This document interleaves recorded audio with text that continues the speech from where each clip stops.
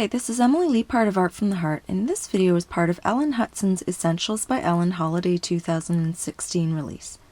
I'll be featuring the Homespun Holiday stamp set and coordinating dies. This set was designed by Brandy Kincaid, a new illustrator to the Ellen Hutson family, and it was love at first sight for me. I have no doubt that you'll love Brandy's illustrations as much as I do. Let's get started. I'm starting with an A2 panel trimmed from watercolor cardstock.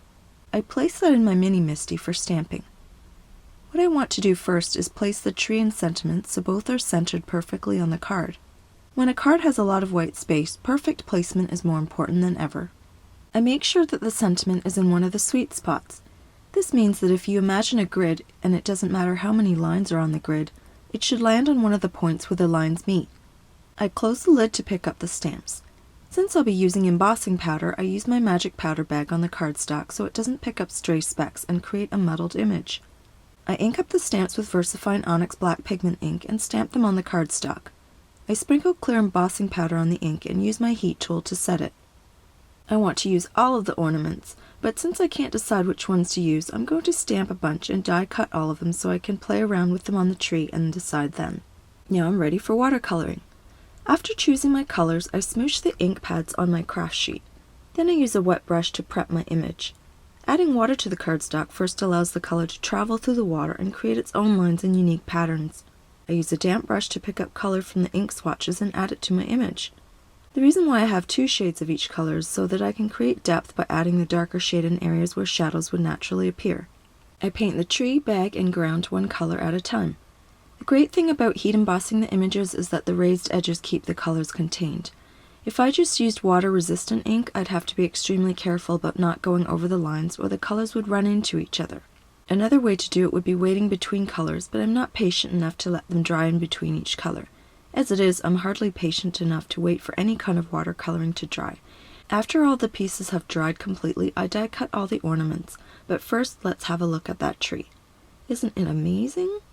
I thought that the tree might need a star, so I went ahead and prepared one off camera using the same yellow ink I used on the bird's beaks. When I put the star on the tree with the ornaments, I felt it was too much. I'm going to leave it off this particular card. I start with candy canes and then try the birds. For me, it's pretty versus cute. It makes me wish I had stamped and colored two trees at the same time so I could use both. I don't want to overload the tree, so I'm not mixing and matching ornaments. Now I'm going to do something very daring.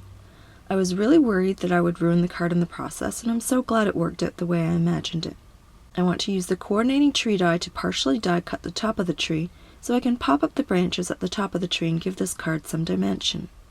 After securing the die to the cardstock with removable tape, I position it on my cutting plate and carefully lay the top plate only on the portion that I want to cut.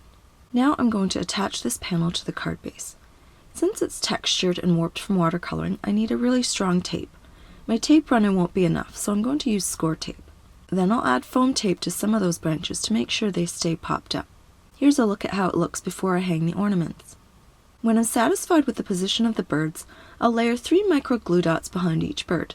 This will give them just enough dimension to pop them off each branch. Finally, I'm adding pearls in 2 sizes to embellish the tree further. These won't overwhelm the design. Now my card is done. Please refer to the supply links below if you're interested in any of the products I used in this video. You can also visit my blog for stills and more information about my cards. Thanks so much for watching!